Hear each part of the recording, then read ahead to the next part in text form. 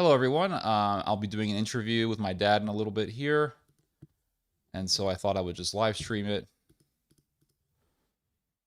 I don't think you need to record. Hello, everyone. I'll be doing an interview with my dad in a little bit. All right. There we go.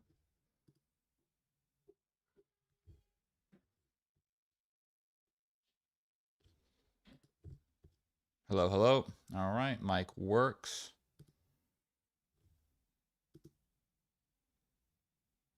Hello, hello. Hello. Hello, sir. Hold on. Why did it switch things around? Hold on a minute. My dad's going to be here in a few minutes, actually. Yeah, how's your day going, man? Doing good, doing good. Just, it's cold out here, but yeah. Where are you at? I'm in Texas. It's cold in Texas? Yeah. Yeah, well, we get freezes every year. It's pretty common. By the way, I'm just letting you know I'm live streaming right now. So I'm live streaming this interview. So we're live right now on my channel. Just letting you know. Oh my God, it's over. Yeah. So is it Theodore? Theodore, yeah, or Ted. I usually go by Ted. Ted. Yeah, usually what And I go by. Shobat, or how do you say It's it? Shoaib. Yeah, my dad can pronounce it better than I can. He's from the West Bank, so I thought because you're Palestinian, I thought my dad would I think you would appreciate my dad being here because he's from there. I was born in California. Okay, So got you. my dad was born in the West Bank. Okay, let me see. I'm And trying to make sure this layout is correct. Because I know you're going to be two people, right? yeah, 1 second. pretty certain I've I never, can have my never Christmas. done this before, so I'm trying to get it right. Well, So the usually screen it's like this. the screen should be good. Like if I can just get him here. Oh man. Yeah, I'm trying to make this big for you, but then when I put save. Oh, here we go. Okay, Oh, there we go. finally. That's better. Yeah. So Ted in Texas, man. So you were born in the US. Yeah, I was born in the Bay Area. Okay. So Yeah. بتحكيش عربي? No. No. My dad It's never taught me Arabic. He wanted me to just forget about it, Americanize, and that's it. That was his whole thing. So never learned Arabic. My dad speaks it fluently, but I don't. So, but you were born where? You were born in the U.S. Or where were you born? No, I was born back home. Which West Bank? I was born in yeah, before it was called the West Bank. Yeah. Which part? It's called ضاحية البريد. It's close to Beit Hanina. Oh, I see. My dad was born in well, he was born in Bethlehem area. Wow. Yeah, Bethlehem Okay. area. Beit Sahur. Are you familiar with that? Yeah, Beit Sahur. Yeah. Yeah, Beit Sahur. Yeah, that's where he grew up. And then he moved to California in the 1970s. He moved to the U.S. And he Okay. lived in California, and he lived in Chicago for a while. He went back to California, so my dad left to. Hold on. Let's save this for the recording because Sure, I'm not sure. recording it. Yeah. Yeah, I understand. Because I like to learn on the fly. Yeah. Because that would be awesome, Then man. it's real. My dad's gonna be here in about 5 seconds. Yeah, I hear him coming. Check your internet. Make sure you're not pixelated or I'm not pixelated. Make sure you're connected on the my connection's good. I see myself. I look good. I look fine. So Okay. Look good. You do look good. appreciate it. Okay, let's wait till he sits down and Oh, you want to sit here? Or? Oh, that's fine. Makes it easier. So hold on, let me make sure. Can you see us? yeah, let me fix this a little bit. أهلا وسهلا. اهلين نورت. لا يا اخي نورت.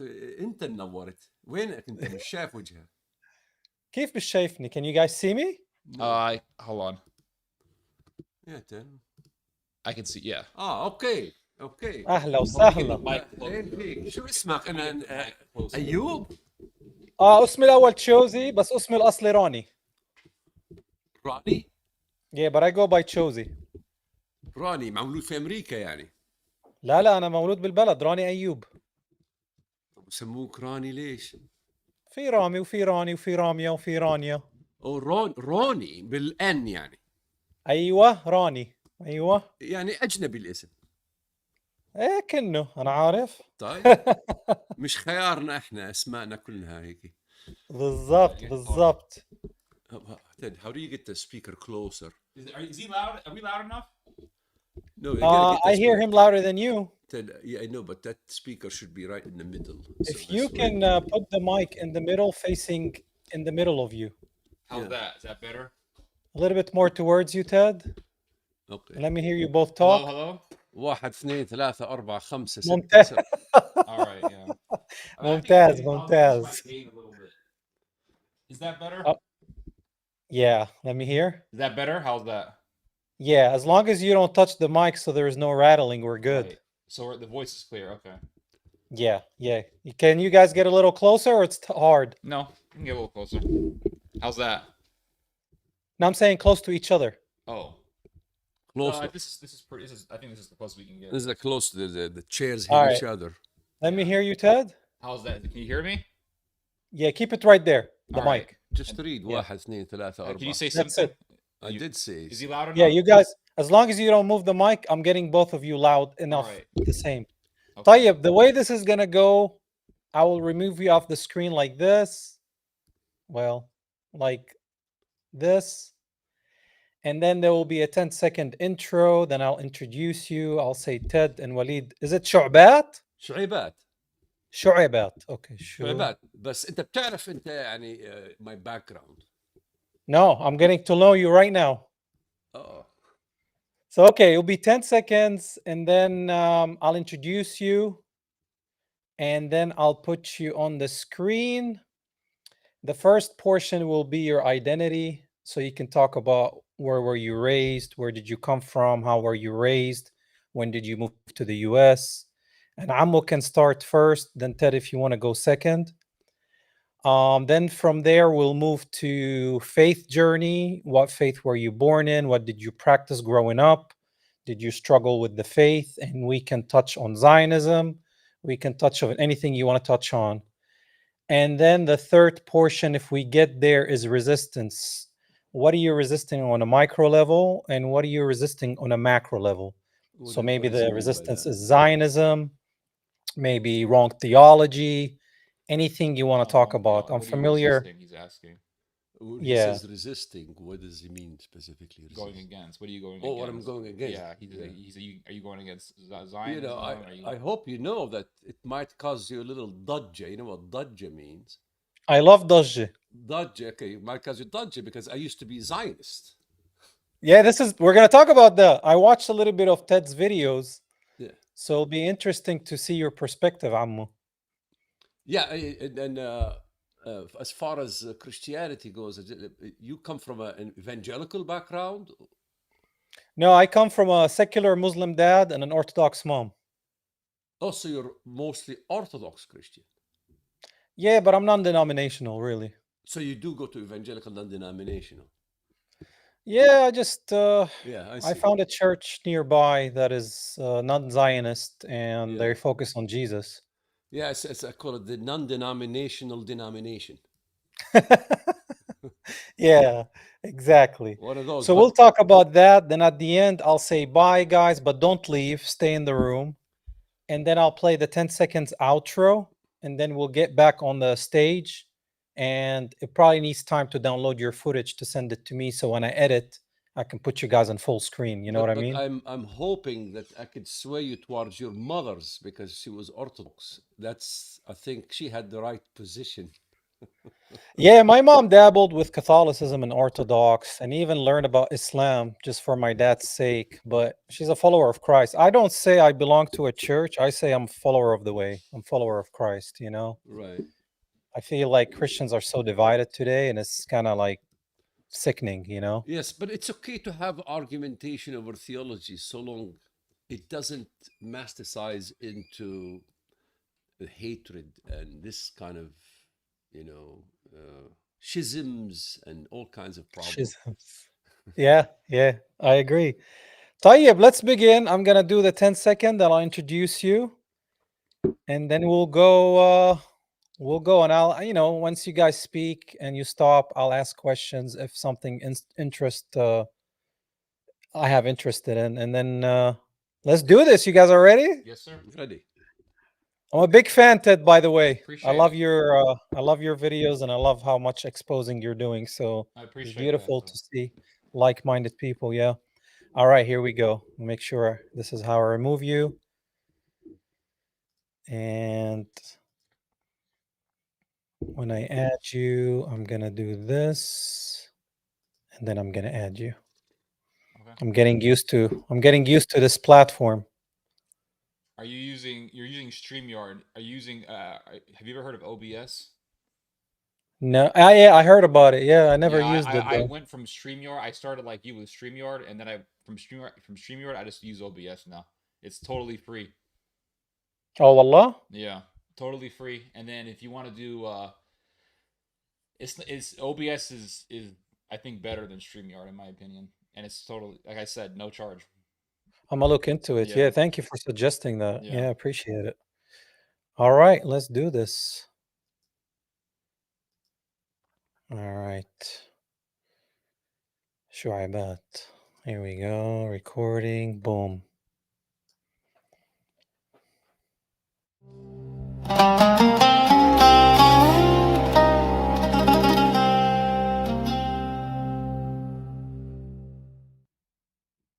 Welcome to another episode of the Olive Roots podcast. I'm your host, Chosi. Today, I have very dear brothers in Christ, and one of them is from the motherland, one of them was born in the US. Please welcome Ted and Waleed Shuaibat. Thank you for having Thanks for us. having us on. Yeah, man, how you guys doing today? Fantastic. Doing good. And you? I'm doing amazing. It's a little chilly here in Georgia, and I'm sure it's cold in Texas, huh? It's the reason for the season. It's Christmas.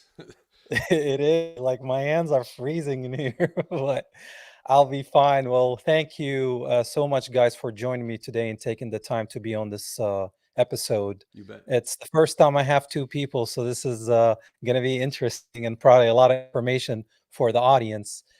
But what I would like to start with is we can start with Waleed, and Ted, you can go second, or however you guys are going to work it out. But give us a little bit about your identity. Where were you raised? How were you born? What's your ethnic background? What language did you speak? And all the way to moving to the US and having a life in the US, then having your son. And the stage is yours. Thank you. I was born in Beit Sahur, Beit Lahem. Uh, my mother was an American, married my father who's Muslim, and she lived in Beit Sahur. I grew up under the shadow of Islam, but nevertheless, I went to an Anglican Lutheran school at a young age. I was Muslim. I was requested to leave the classroom, but one day I entered, and they made an exception for a Muslim to study for 2 years. So I learned things about the Bible from the Anglican school, Lutheran school in Beit Sahur. Then I moved on to the government school. I grew up, and in Islamic studies, of course. But I always had these questions, And I remember 5th grade. I said Moses' wife's name is Safura, and so I got slapped by the teacher. There's no Safura in the Quran, but I learned it in the Anglican school. So I finally got a Bible in the Arabic language at 5th grade and began to read the Bible at a very young age in the Arabic language. Of course, as you well know, we had the colloquial Arabic in Beit Sahur, which is related to the ancient Aramaic. So much of the language barrier that the West has, we're able to understand. I can give many examples if you want, but I was always fascinated with the book of Daniel and the apocalypse, or what you call Revelation. And so I moved to the United States. I ended up in trouble back home.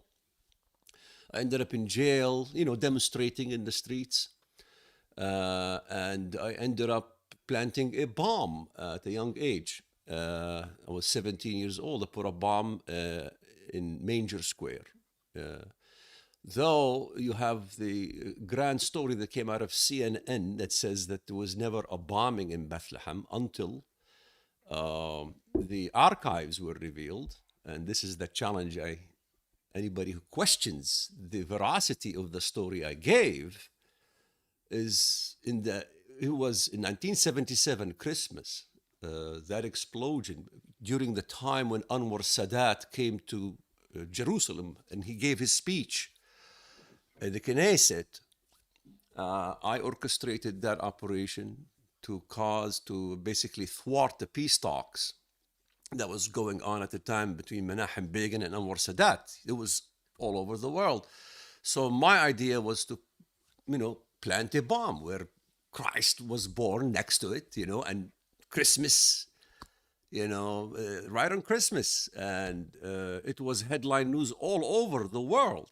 Yet CNN said that there was never a bombing in Bethlehem. So that is untrue. What I said, that story was true. However, I came to the United States, and you know how the US is. I wanted to go to church, so I ended up in an evangelical church that was pro-Israel.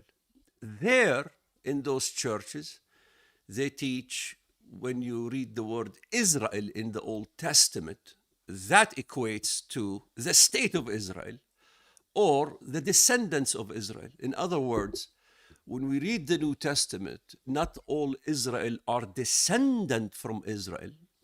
The Christian Zionists basically ignore the word not, but that's a very serious consequence. And I didn't understand that serious consequence until way later. Thanks for Theodore, he began to look at the theology, the New Testament. Of course, I was more honed in the Old Testament. So I authored books I regret. I roamed the earth speaking, supporting the state of Israel. But there are certain things I never supported. I never supported this whole war in Iraq, even though I promoted Zionism. I was against the war in Iraq, against the war in Egypt, began to think at the true cause of death and mayhem in the Middle East is this misapplication of Israel in the Old Testament, specifically in the Anglo-German world and as well as the United States of America. And so my wake-up call came when I got a lawsuit. I got a lawsuit from my people, and they were right. I was sued alongside Benjamin Netanyahu, AIPAC, Donald Trump. Here I was named in the lawsuit for aiding in genocide. That began my wake-up call. One of the mistakes that was in the lawsuit is that they referenced the CNN report that there was never an explosion in Bethlehem 1977. Anybody who wants to really challenge me on that one, I would love to show them the archives from the New York Times, Washington Post those days. That thing happened, and I was the one who did it. And so I began to think very deeply that this formula, that what was called Christian Zionism, is true causer of death. What is the consequences of ignoring the word not when the snake told the woman, did God really say not to eat of all the trees in the garden? Ignoring not had devastating consequences. Death entered the world. And so ignoring not all Israel are descendants of Israel is what brought death to the Middle East. And not only that, the whole concepts of the eschatological framework that the Christian Zionists operate from is not only attempting to quench the blood of the Middle East and causing death and mayhem just in the Middle East, but this goes as far as looking towards China and Russia and the kings of the East being Chinese. They will all end up dying for the cause of Israel. The Russians, as Gog and Magog, will all come to Israel and all be killed in Israel. The whole earth, as much as you carry a banner that says, the whole earth must die for who love to eat gefilte fish, and only Israel and the United States will survive.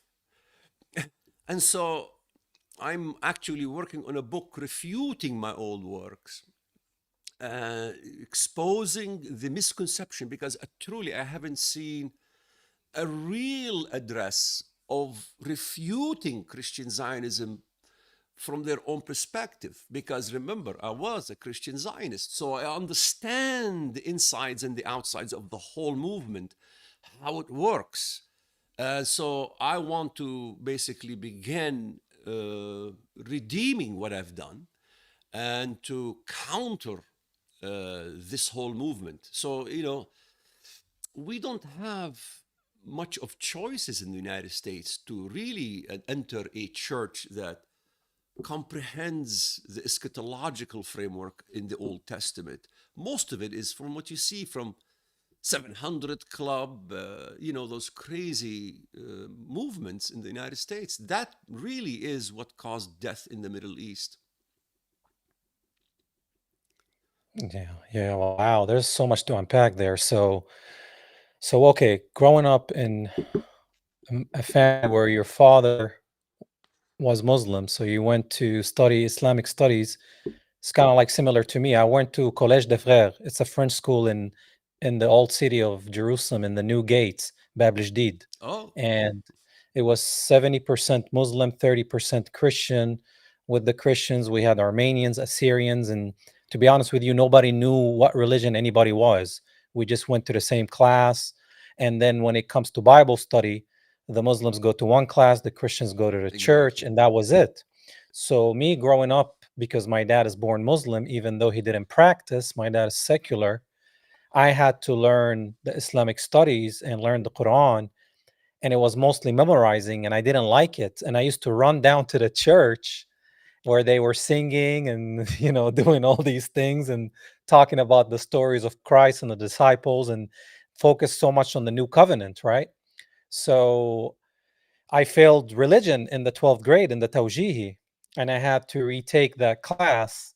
I always struggled with faith and my identity when it comes to my faith until 5 years ago. I had an encounter with Jesus Christ in person, and my whole life changed. But he's always been reaching out, he's always been knocking on the door, and I finally couldn't stop ignoring him. And he eventually broke me down to build me back up in faith. But as I grew up in back home in Jerusalem, I had Muslim friends, Christian friends, Armenian Christians, Assyrians, and I even met some Jewish people that later became my friends that are Israeli. And to me, I didn't understand what Zionism was. I just know we were occupied, right? And we were looked at as not equal and we were below them. And actually, 5 years ago, when everything happened to me in my encounter with Christ, he downloaded so much data on me that I didn't understand it. And now I understand everything. It happened right before COVID. And I felt like that's when the enemy's choke on the world started going tighter, right? And a lot of people start falling for the devil and deceived. And with the jabs and the mandates and all that, and I prayed about it, and I was like, I'm not gonna follow the narrative of the mainstream media. I'm gonna trust in the Lord. And if it's time, it's my time to leave this planet, then it's my time to leave this planet. And then later, when I saw what happened in Gaza, um, I already knew that Israel in the Bible is a human being called Jacob, right? God is in the business of people. He's not in the business of real estate or foreskin. So he's in the business of people, and he wants to save people. He's not trying to save specific. Sorry. He's not trying to save people in a specific pot of land. Mhm. He's not asking you to do anything that you think he's demanding you to do. Christ came here for everyone. There is no other way to salvation other than Christ. There is no plan B for whoever calls themselves Jew or whatever you want to call that pot of land, Israel. There's no plan B. It's either you're in Christ or you're antichrist. Mhm. And once I started understanding that, I realized how far away Judaism today is, especially learning about the Talmud, the Zohar, the Mishnah, the Kabbalah, and realized how closer Muslims are, yet they're so far. And I'm like, bro, like Muslims already believe that Jesus is the Messiah. They just need to follow him instead of focusing on Muhammad, while Jews deny Jesus Christ and they blaspheme him. Mhm. Yet, America, instead of using us, the followers of Christ in that land and beyond, in what so-called Middle East, instead of using us to spread the gospel, they're killing us. Mhm. And they want to come from the West with their whitewashed Christianity and Zionism and supremacy and colonialism and all that to spread their version of white Jesus. And once I understood all that, I was like, uh-oh, America's in trouble. But luckily, I'm seeing a lot of people wake up. And it's funny that you said you were a Zionist, because I know somebody called Jeremy Sladen, J Slay USA. He's a white American Christian that was a Zionist, and he didn't know what Zionism was. But then, way before what happened in Gaza happened, he started waking up to all the things that that Zionist state. I don't like to call it Israel, because to me that's not Israel. Israel is supposed to be a precious name, Mhm. so I call it the Zionist Antichrist state. And when he started realizing who was behind the USS Liberty ship, JFK assassination, all so much of the stories of the World War One, the World War Two, the Bolshevik Revolution, and all these things that happened in the past, he started waking up to this group of people that call themselves Jews but are not, but are of the synagogue of Satan.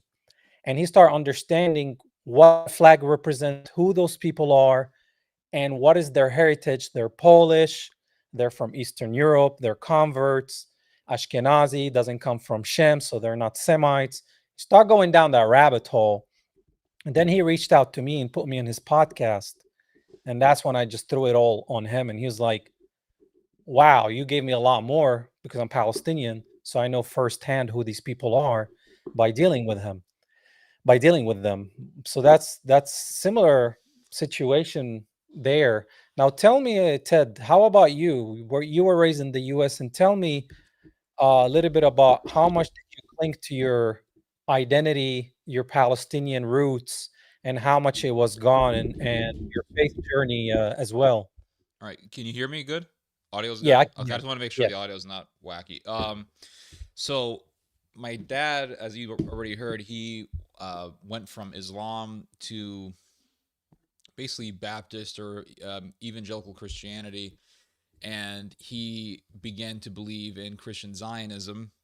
So I was pretty much brought up with that. I was brought up to be pro-Israel, much like how a lot of millennials were brought up to be pro-Israel growing up in the 90s and the early 2000s. And we would go to messianic congregations. We had this belief that, well, because the Jews are God's chosen people, or Israel. I'm just gonna say Israel for convenience sake. I know you don't believe in it, but it's just for convenience. Um, Israel is God's chosen land, and so we have to support it because Jesus was there, and God was there, and and God's people were there. But the thing is that Jesus was also murdered there, and who murdered him? You see, and the thing is that when so it's a long story, but I'll try to keep it short. So what happened was when I was in high school, I started getting really into to reading when I was in high school. I didn't really read much in middle school beyond Nintendo Power magazines. But then when I was in high school, there was a teacher that I had who told us about the power of reading. And he said that when you read, you actually, he says, and this guy wasn't even a trained academic. He was a football coach, but he was made to be a teacher.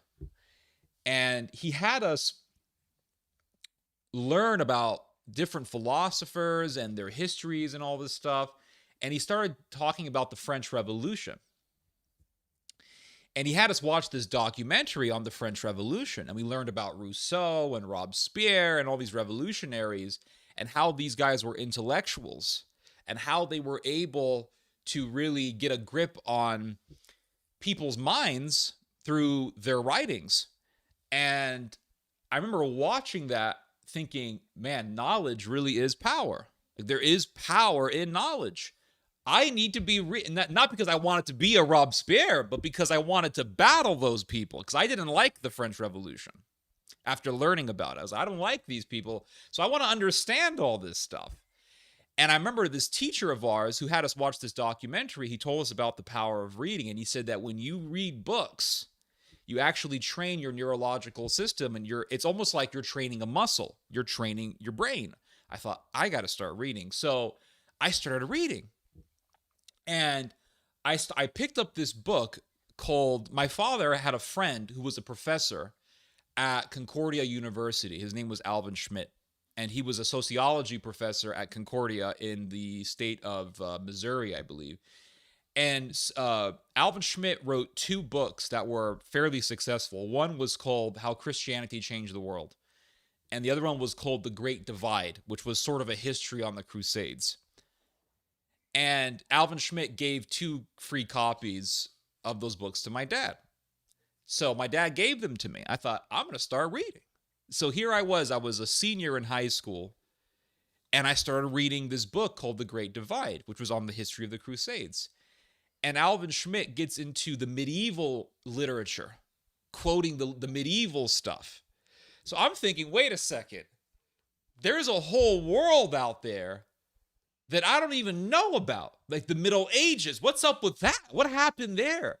Because when we hear about, the Middle Ages, the term Middle Ages or medieval, they tend to have a very negative connotation. At that time. Nowadays, no. Nowadays, it's very different. But back in the day, we're talking 2008, Middle Ages meant primitive, medieval, primitive, dark ages, bad. So I started reading this book, and he's talking about the Middle Ages and the popes and the bishops and the knights and the warriors on horses. I'm like, there's a whole world of Christian history that I know nothing about. So I remember every day, I used to take the bus to school. It was a long drive. So sometimes it would be like an hour, sometimes even 2 hours, depending on traffic, to get to my house from school on this bus. So I would spend that time reading this book. And this is before iPhones. So we were just reading. I had a little Nokia phone. You couldn't do anything with it except call. I didn't have a texting plan on it. So I'm just reading this book. And then I had my summer, then eventually I had when I got out of school, or actually no, during my summer break between junior year and senior year, or it could have been after my senior year, I don't remember, but it was during the summer, I started reading Alvin Schmidt's other book. It was called How Christianity Changed the World. And this was a better book because this one really gets into the ancient history of Christianity, how it influenced the Roman Empire. So we're not talking about the Crusades here. We're talking about ancient, far antiquity. And Alvin Schmidt is quoting John Chrysostom and Tertullian and Clement of Alexandria. And he's quoting Lactantius. And he's quoting St. Augustine, the city of God.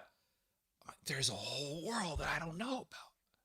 Ancient Christianity, 3rd century, 2nd century, 1st century stuff. So this book made me think, wait a second. If these quotes from Chrysostom and Clement of Alexandria and Lactantius and Tertullian, if these quotes are so rich, I got to read these guys' books. I want to get these books and read them myself. So I remember I had this jar of coins that I was piling up these coins for like 3 years. So I thought, I'm going to translate these coins into paper money. So I put them through this coin machine. Ended up being $200 worth of coins. So I'm going to buy me some books. So I went to the Barnes & Noble. I bought myself Herodotus and Edward Gibbon. Started reading Herodotus and Gibbon in intervals. And Gibbon was a very hard read. The Decline and Fall of the Roman Empire. It was an abridged version, but still a heavy read. A lot of words I didn't understand, so I had to get a dictionary.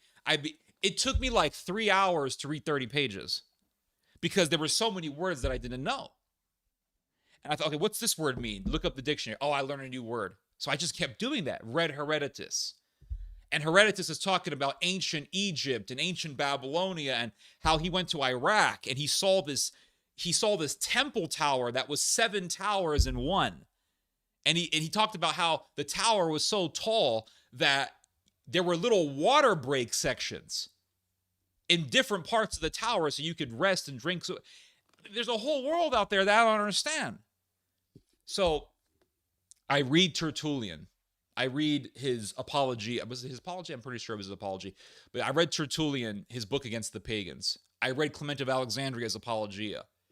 I read through most of St. Augustine's City of God. I read through Lactantius's biographies of the persecutors of the church, where he talks about the different emperors that lived, like Nero, etc., who persecuted the church before the rise of Constantine. Then I read Eusebius's Life of Constantine. And if you have not read Eusebius's Life of Constantine, I highly recommend that you do, because it is a masterpiece of literature. But secondly, it tells you about who Constantine was.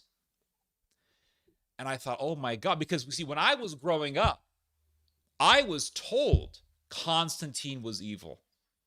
Constantine was this evil emperor who killed the real Christians. And he began to Romanize Christianity and mix paganism with Christianity. But then I read Eusebius's Life of Constantine.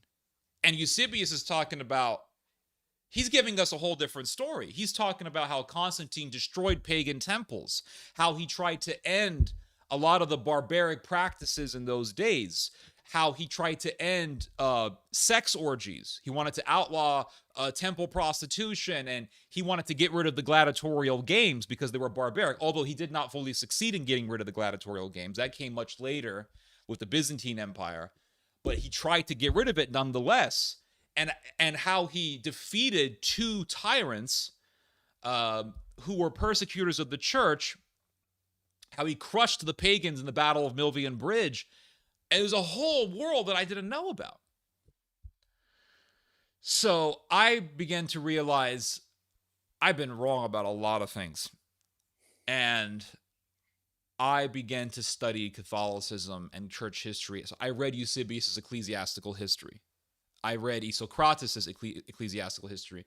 I read Lactantius's ecclesiastical history, where he gets into how Constantine rose to power. I read so much. I read a lot of mostly medieval literature, so Western Middle Ages, Western European history from the medieval period, and then I read a lot of Byzantine history or Byzantine history. I read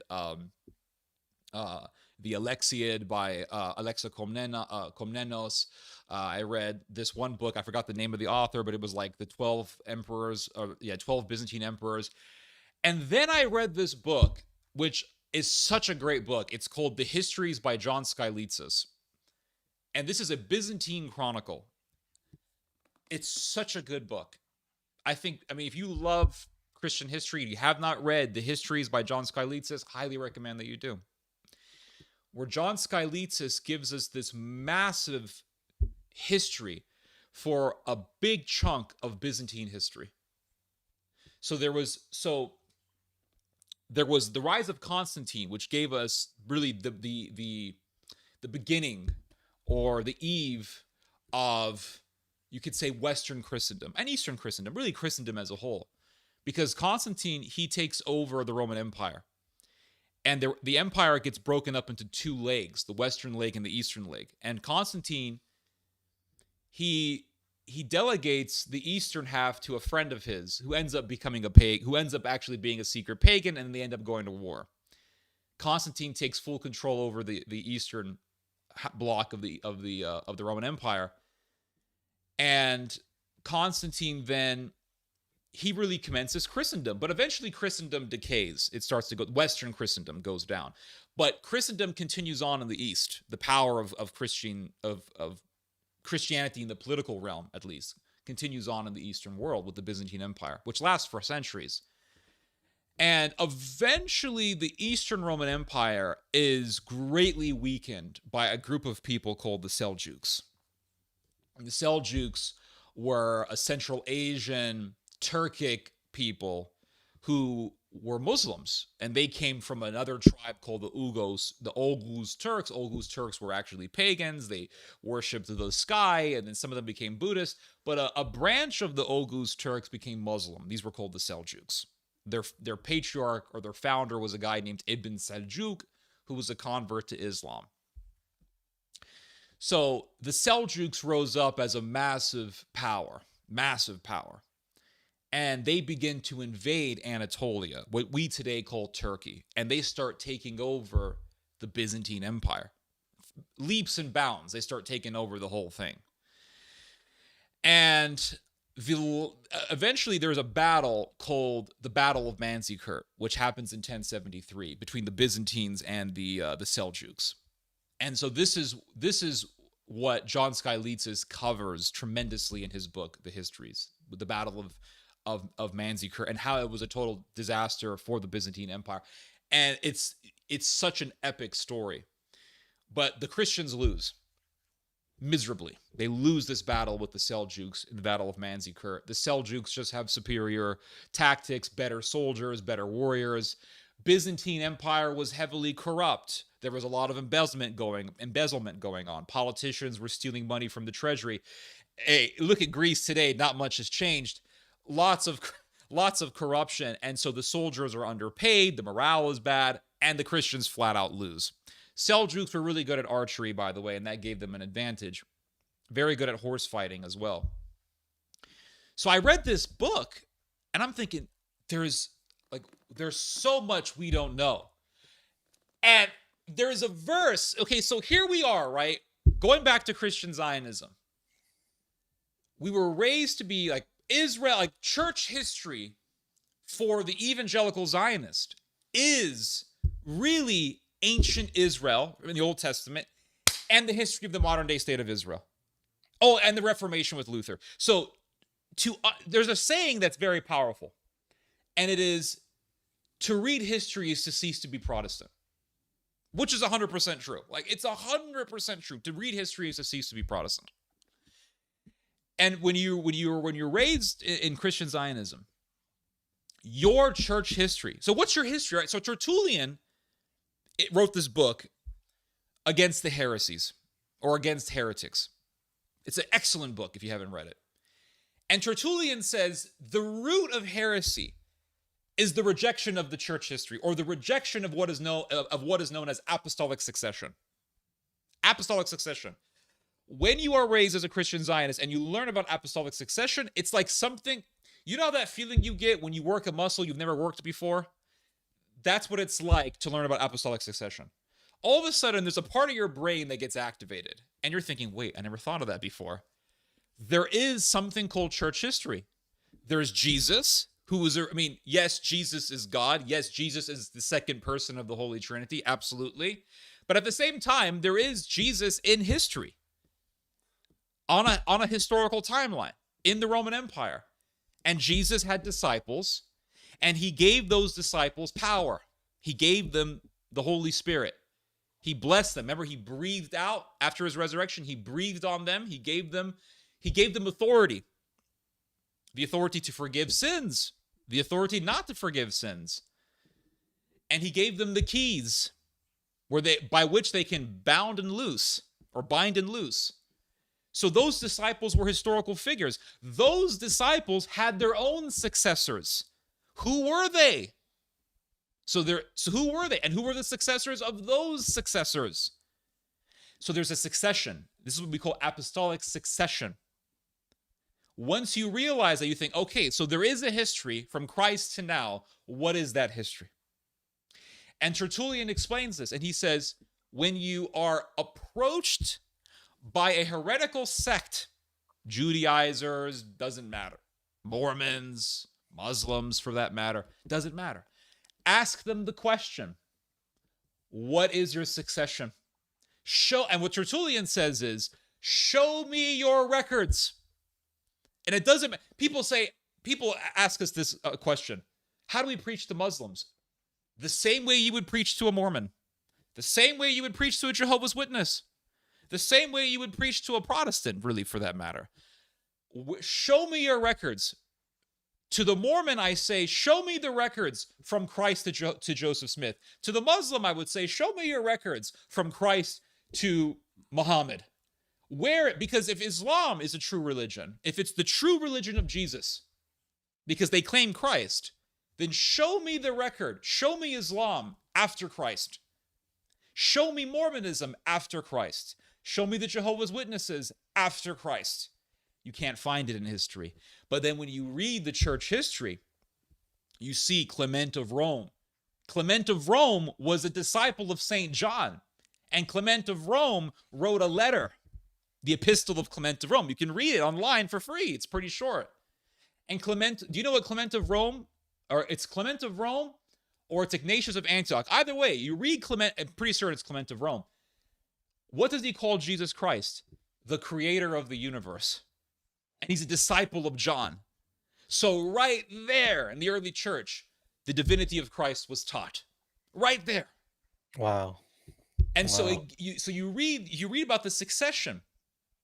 And you read that succession. And all of a sudden you find yourself where? You find yourself in the Byzantine Empire. And you find yourself in Constantine. You find yourself in really this extremely long and rich history. But when you're raised with Christian Zionism, or really any schismatic or heretical sect for that matter, your church history is what? As a Christian Zionist, your church history is, well, you have the Old Testament. Then you have the New Testament, Jesus, the disciples. And then what comes after that? There's 1948. There's a big gap.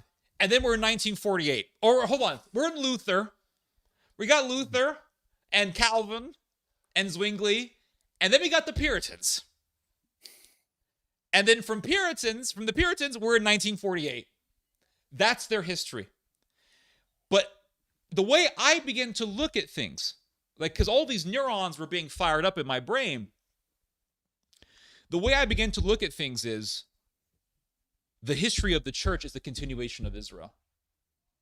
That's the conclusion that my brain came to naturally, just reading the church history. Because you read the Old Testament, okay, you're in Genesis, you're in Zechariah. Zechariah, it's very interesting. Zechariah, the prophet Zechariah, he's telling us about the Messiah, the coming of the Messiah, and it matches Christ. Then from Zechariah, you're in the Gospel of Matthew, Mark, Luke, John. You're reading about this Messiah and how he was murdered. And it's just like, I can talk about this for hours. You look into Isaiah, and Isaiah is talking about this suffering servant. It's really profound. He's talking about the suffering servant, and the servant is talking to God the Father. And he's saying to God the Father, I think this is in Isaiah 53, or I don't remember, but it's in Isaiah. And he's talking to the Father, and he says, I have failed, Lord, to bring your people, Israel, to you. They have rejected you, God. I failed. I failed to bring the tribes of Israel, or Judah, to you. And what does God the Father tell the servant? He says, it is a little thing to bring the children of Israel to me. For I send you to be the salvation to the whole world. For all, yeah. Like, Just right there in the Old Testament. So profound. Mm-hmm. I bring for you to bring the Jews to me is nothing. It's a little thing. Even though they rejected you, you fail, it doesn't matter, because I send you to be the salvation to all the world. That's in Isaiah. And then it speaks of the suffering servant. And it says he was bruised for our iniquities. He was scourged. He was rejected. Rejected by who? By Israel. He was rejected. And then it says, and the ones who killed him said, we killed him because we thought he was wicked and he deserved to be killed. That's the crucifixion. Right there, that's the crucifixion.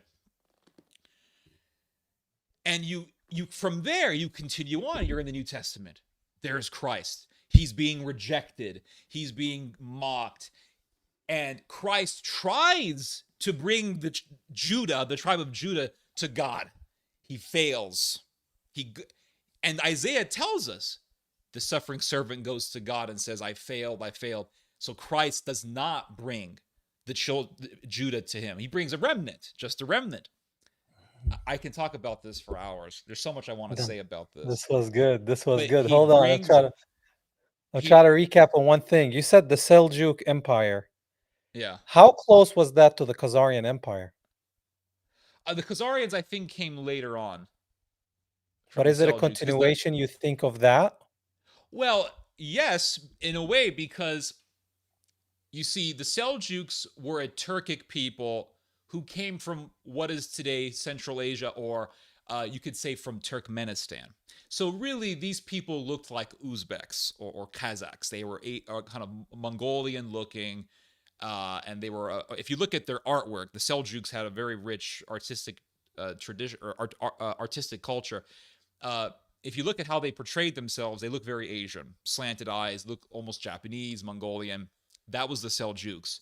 Khazarians were another Turkic people who converted to Judaism. So the Seljuks were a Turkic people who converted to Islam. The Khazarians were a Turkic people who converted to Judaism. And the Khazarians established really an empire that consisted of really what we today would call the Caucasus and some other parts adjacent to that. So basically, I would say, I think, a part of modern day Azerbaijan and all that stuff. And the Khazarians would eventually get into a war with the Arabs. And they had this long war with the Arabs over trade routes. I had a Jewish friend many years ago. It's very interesting. He not many years ago, but maybe like 6 or 7 years ago. But anyway, he very proud Jew, hardcore Zionist. Him and I would argue. And he took a DNA test. He took one of those 23andMe tests. And he calls us up and he says, you wouldn't believe it. He says, I took a 23andMe. I got 0 Semitic blood in me. He's a Khazarian. Like, you think? He says, guess what I am? He says, Khazarian. Yeah, Ashkenazis are Khazarian. Yeah, they're mixed with Turkic. And that's why so maybe the other empire was more like modern day Donme. I don't know what you ever heard about Donme? No.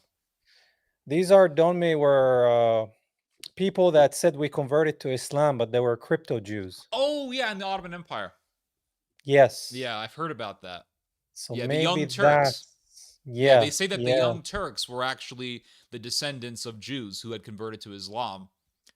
Which makes it's interesting because Theodor Herzl, who was this pioneer of Zionism back in the day, he wanted to get money to fund his Zionist project, and he went to the Sultan.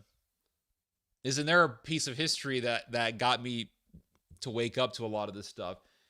He went to the Sultan at his time, and he said, hey, could you fund my Zionist project? And the Ottoman Sultan said, I'll fund your Zionist project, but I want you to do something for me. What's that? I want you to go to the Armenians, because right now, at that time, the Armenians were resisting Ottoman imperialism. I want you to go to the Armenians, and I want you to convince them to put their guns down. Now, if you read Ottoman history, there's a pattern. When people put their guns down, they get impaled. Literally. That's like everywhere. Every time they say, put your guns down, and they put their guns down, people get impaled. I'm not even figuratively, literally impaled. Look at Syria today. Yes, exactly. Put your guns down. Let's take your guns. Take your guns. Yep, and they killed. Yep. So Theodor Herzl goes to the Armenian resistance leadership. They agreed to have a meeting with him, and he says, the Sultan says, put your guns down and nothing will happen to you. And the Armenians said, get the F out. Get out. Get this guy out. And he failed and he didn't get the money. Wow. But Theodor Herzl was willing to lead Christians to their slaughter to get Israel, to get Ottoman money. So I remember reading that story many years ago, back in like 2016, 2017. Not many, but it was a while back ago. And that was another thing. I go, wait, Theodore Herzl. We were told this guy was a hero, but he was just he was willing to murder people to get money. And he was an atheist. Atheist, yep, absolutely. And he was trying to get money from the Vatican. I don't know if you ever heard that story. Yeah, he went to the Pope. Yeah, he went to the Pope, Pope Pius the 10th, I believe, or yeah, Pope Pius the 10th. And he went to the Pope and he said, "Oh, can I get some Vatican money?" And the Pope said, "Nope." F you. Yeah. He said, "Now, Mr. Herzl, we have plenty of priests in the Holy Land, and they would be more than willing to baptize Jews. But beyond that, we're not going to help you." Yeah. That's it. Yeah. Yeah. Wow. So let's go to back to your dad as well. Ammo Walid. Okay, so your son started digging, reading a lot of books, uncovering a lot, finding the lost Christian history, finding Jesus in history, and understanding what's been missing and what these Zionist evangelical Christians are not focusing on. And then obviously start telling you guys probably talked about it, and then you woke up to Zionism.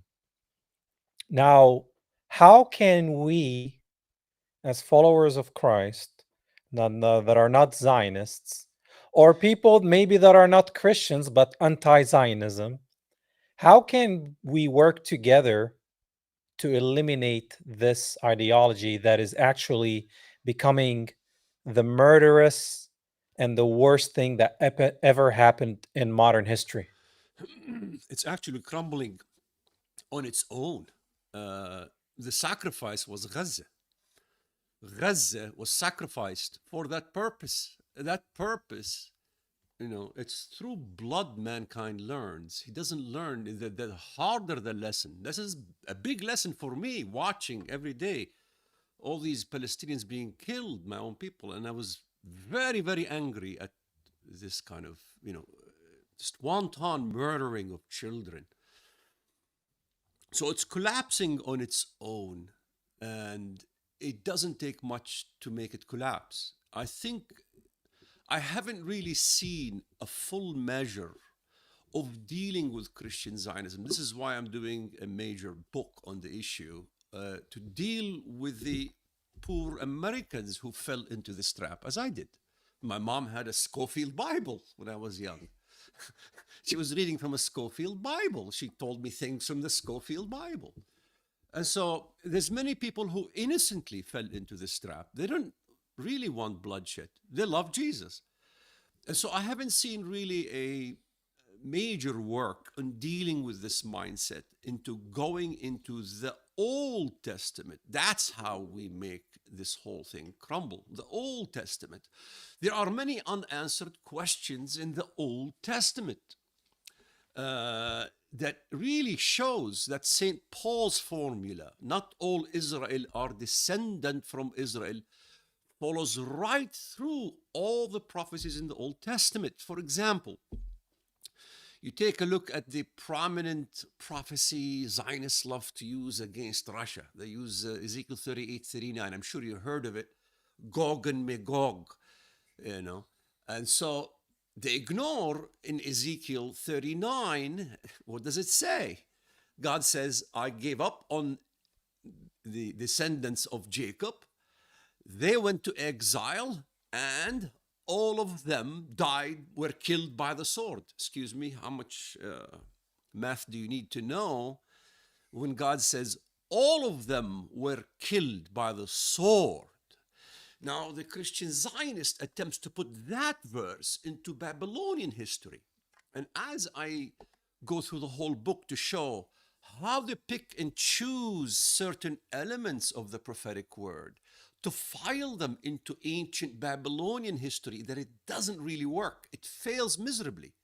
God is not talking about ancient Babylonian history that the Jews went into exile when he talks about all of them fell by the sword.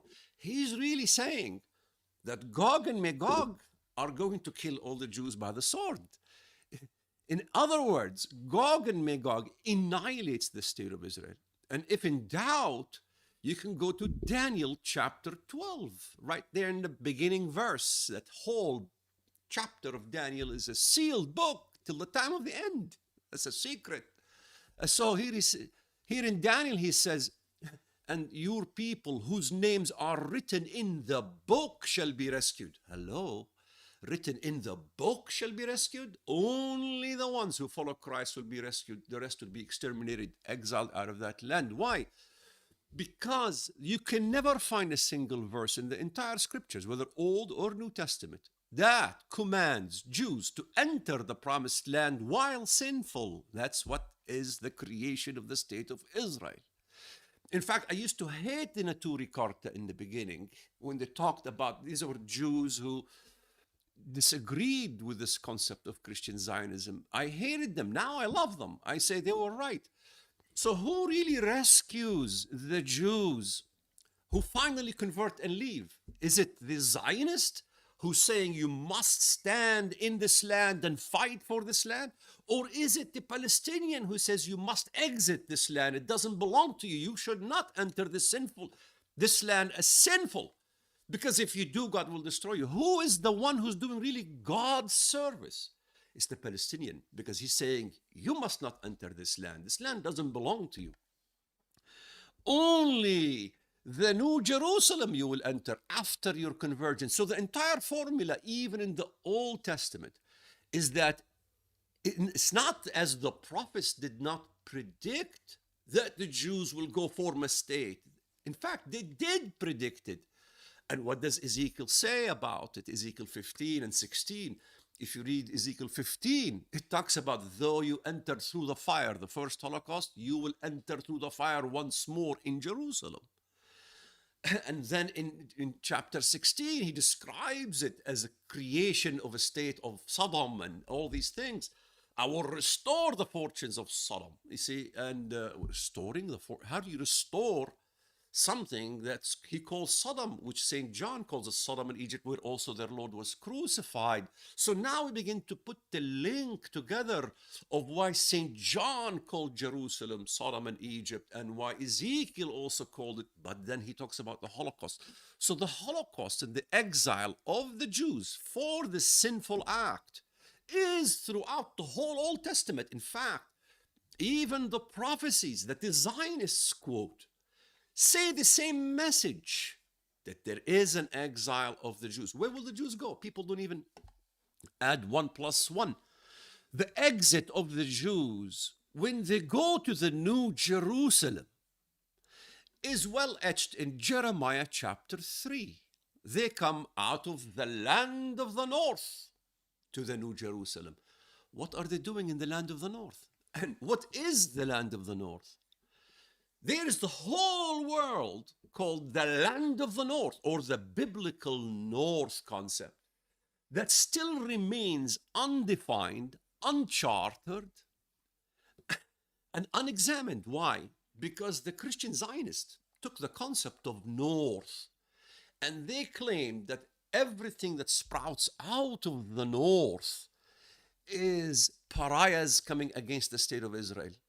When in reality, when the holy people come to the New Jerusalem, or when there is a power given as a holy status in the scriptures, you will never find any power in the whole Bible that is given a holy status in the ends of days, that doesn't come from the north.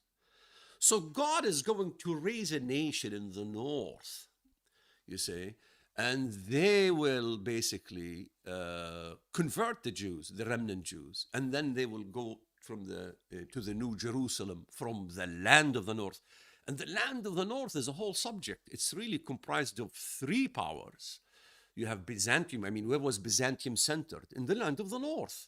Where was Rome centered? In the land of the north. Those were the 2 divides of the Roman Empire. But from Byzantium, you had Orthodox Slavs move further north to Ukraine, to the Rus people. That's also a power in the land of the north. So once you begin to unravel the biblical north, you will find how God restores the earth. The whole concept of the restoration of Christianity. This is what this Israel is all about. Jesus gave a very short sermon in Nazareth, and he quoted from Isaiah chapter 61. I think you're familiar with that quote. He stops in the middle of the second verse. Today, this has been fulfilled in your hearing. He announced his messiahship in Nazareth. Nazareth was north, by the way. They all expected the Messiah to hail from the south in Jerusalem. He hailed from the north for a reason, because this is the plan of God. So we begin to understand God's plan in the future. And he stops at what? The day of vengeance. He stops at the restoration. He's going to restore his lands. And that was what? Made desolate for many generations. Whoa, stop right there. When Israel got squashed by the Romans, that was not many generations. He's talking about the chiseling away of what Isaiah calls Emmanuel, the expanse of your land. Oh, Emmanuel. Who is Emmanuel? God with us.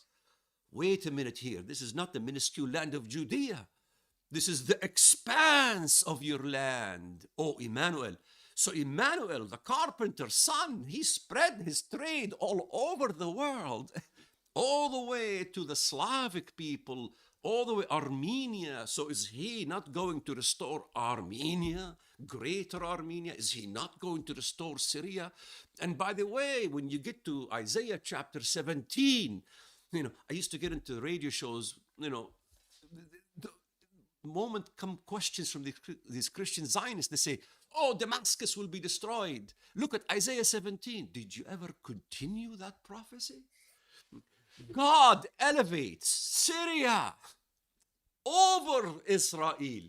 And Israel goes scrawny, which means what? He goes into another Holocaust. There is a second Holocaust coming.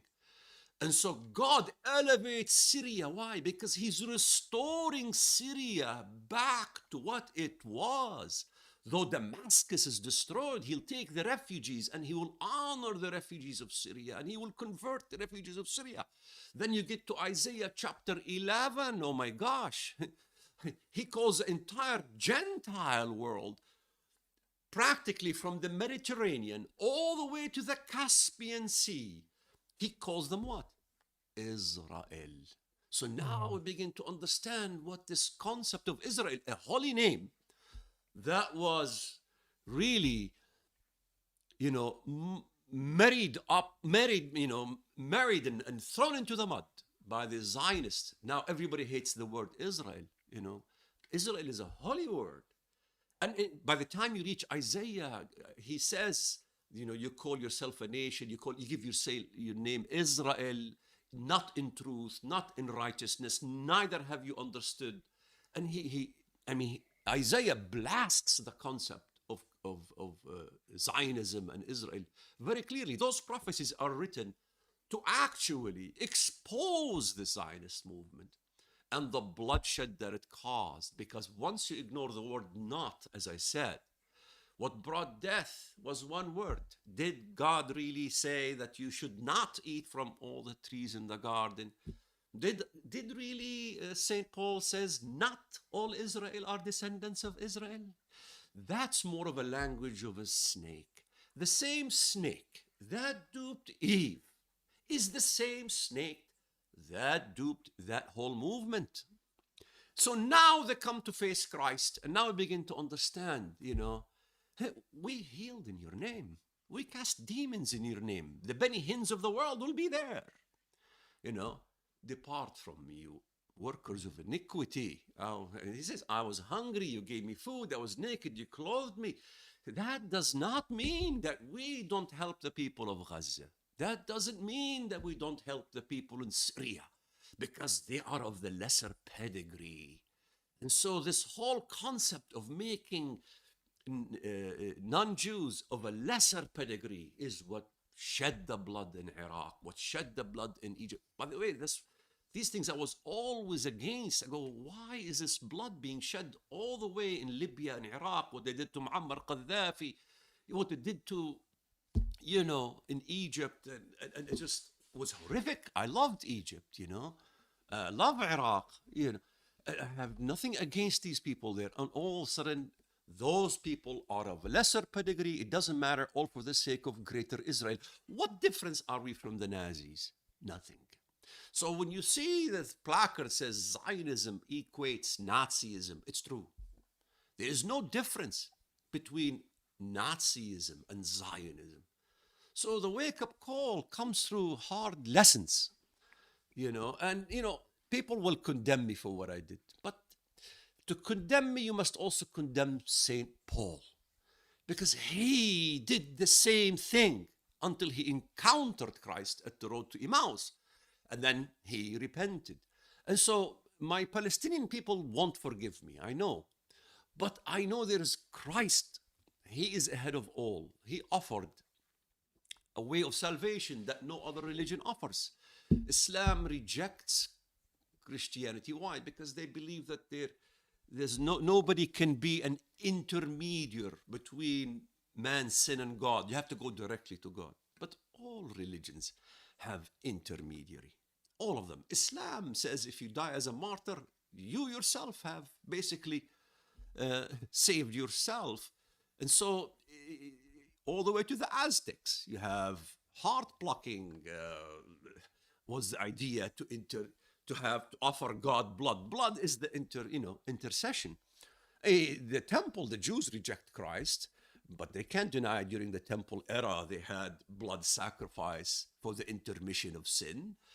All religions have an idea for intermission of sin, but the only one that offers the best offer is Christianity, because God himself took himself a form of a man and he died for our sins. Who can make that offer? No one, except Christianity. Hallelujah. Wow, you touched on a lot of things. So, to me, we have to define what is a Jew. A Jew, the original people that are called Jews are Judeans. Yehudi from Yehuda. Yes. Judea. Judea, you have Samaria, Judea, and the land was called Palestine. Not modern day Palestine with the flag, but it was called Palestine, right? So the Judeans were from Palestine. So you had Judeans.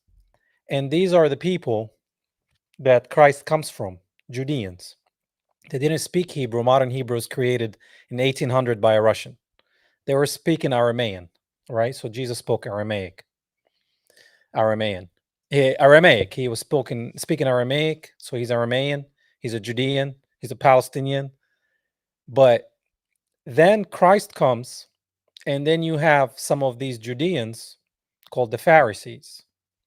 The Pharisees were adopting a new religion called Judaism. Christianity does not come from Judaism. I called it Old Covenant Christianity, New Covenant Christianity. To me, Judaism is a rebel against God from the destruction of the first temple, right? Then they go to Babylon, modern day Iraq. We know the Assyrians and all that stuff that happened between Babylon and Assyria. And then Judaism is created, and the amazing book called the Talmud comes out of Babylon. It comes back to Palestine with these Judeans. The righteous Judeans repented, and God led them to the promised land. With them came the wicked ones. It goes back to the serpent. And then Jesus came, and they were so married to the law. And they argued with him in John 8:36-44. And they're like, our father is Abraham. And, later on, Jesus says, before Abraham, I am. And they're not listening to him because they want to cling to the law. That's Judaism. And then he's like, your father's the devil. He's the father of all lies.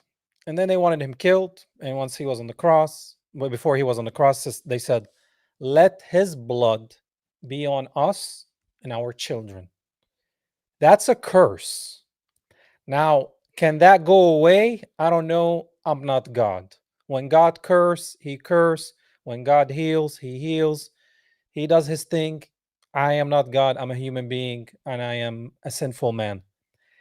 But I believe that we have to understand what is a Jew, because according to Jesus, in the New Testament, I'm a Jew because I'm spiritually the seed of Abraham because of the circumcision of the heart, not my foreskin, right? So the circumcision of the flesh. So I'm a Jew. Also, if I go to my DNA, I'm 75% from that land, and the rest is Arabia 10%. There's some Roman Empire blood, some Babylonian blood, and some Pharaoh blood, Egyptian. That's what's in me as a Palestinian. So that makes me 75% Judean. So were we, the Jews, back 2,000 years ago, our ancestors, were we the Jews that when Christ came became Christians, and then when Islam came became Muslims? Because we need to understand what a Jew is and who a Jew is. And are these Zionist antichrist state that it's called Israel, are they actually killing the seed of Christ DNA wise? Is that, do you see what I'm Yes, talking about? Like, what is, let me see your take on this. yes, 100%. In fact, Theodore was curious one day. He did a genetic test, and guess what? He's writing Jews from New York. Just- Let me hear you, Ted. I Tell did me a this little bit thing. about I this. did this thing with National Geographic. I mean, National Geographic used to have this thing. I don't know if they still do it, but you could send them a little bit of your saliva, and they would actually find out your genealogy, paternal genealogy, not maternal. So I sent them a swab of my saliva, and they got back to me with all this information, and I had genetic overlap with people in Central Asia, Kazakhstan, which is interesting, because a part of my paternal lineage is Ottoman. Goes back to the Ottoman Empire, so I'm guessing there was some Central Asian blood in there somewhere, and then also Syrian, which was interesting. And National Geographic said that out of all the people in our database, there are two people who genetically match the closest to you. And those two people were a guy in Syria and a New York Jew whose last name was Berg. And his genetic markers were crazily close to mine. We were basically relatives. And I wrote him and I said, it's crazy because my father comes from the West Bank and your genetics, you and a Syrian dude have the genetics that are closer to mine or closest to mine. So we wrote back to each other and he was telling me like, that's amazing. He was telling me that's crazy. And so, yeah, if you look at the genetic makeup of even Ashkenazi Jews, they've actually done studies on this, and they show that even with the Ashkenazi Jews, who are called the European Jews, they are genetically very close to Palestinians, very close to Palestinians. And you can look at people from the West Bank, and some of them can easily pass as Israelis. So what they have found for the Ashkenazi Jews is that Ashkenazi Jews, for the most part, or generally speaking, are 50% European, 50% what they call Levantine. And if you look at Palestinian DNA, Palestinians, for the most part, are Levantine. Like you said, 75% of your DNA is of that land, which is Levantine. So Lebanese, Palestinians, Syrians, and yes, to a great extent, Israelis Jordanians, yeah. are Levantine. They're of that world. Gulf Arabs are different. They're not exactly the same thing. So Not only that, Yeah. we actually kept the traditions that really are no longer in modern Judaism. I mean, every house that was built, we had the blood of the lamb on the foundation. And when you reach the aqid, the roof also, blood of the lamb on the roof. So they would sacrifice. You had their sacrifices. You put the key on the right side of the door, the old keys, Palestinians love key, remember the key. And it goes to the right side of the entry. This is, the Jews have the mezuzah. So there's a lot of tradition, that really comes from temple era that remained into that land. And so But who kept the moral tradition? That's the key. Did they keep the moral tradition? Really? Did the Jews bring moral tradition? Really? I grew up there, the moral tradition. You know how it was. And we had moral tradition, you know. Tradition was very strong. And it was Byzantine tradition. It was, you know, Christian tradition. Beit Sahur was mostly Christians with the family, Qumsiyya, Shomali, you know. I remember all the families, all the clans, it was mainly Christian and Muslim living together. My grandfather was the Mukhtar. And so the Christians and the Muslims got along. In fact, Palestinians by far even better than Syrians, kept in Lebanese. You know, Lebanese, they have sectarian divides. Syria has sectarian divides, but not the Palestinians. We don't have sectarian divides. We don't have a problem between Christian and Muslim among the Palestinians. We really kept it and kept the peace as far as that goes. But what kept us united? It was the occupation. You know, the occupation is what kept Muslim and Christian united. They had another struggle to deal with, you know. But again, you know, having said that, I must say that at times we have to be patient as people, you know. I was always and became against the idea of putting bombs to kill civilians. You know, I did that once, but nobody died, thank God. But the thought in my head that some civilian might have been killed, it doesn't matter, be Jew or Muslim or Christian or whatever. My cousin Areen Shu'aibat, she had the same experience. She went to put a bomb and she saw a woman strolling her baby. She was Jewish. She didn't want to kill that baby. So she reluctantly, you know, didn't continue her operation. So it is not by military resistance that we finally will get salvation in the Middle East. The church didn't start by having military resistance against the Roman occupier. No, the Christians were held into the Colosseum. They were fed to lions. They waited on God to bring the answer. God finally shows up and he brings the answer.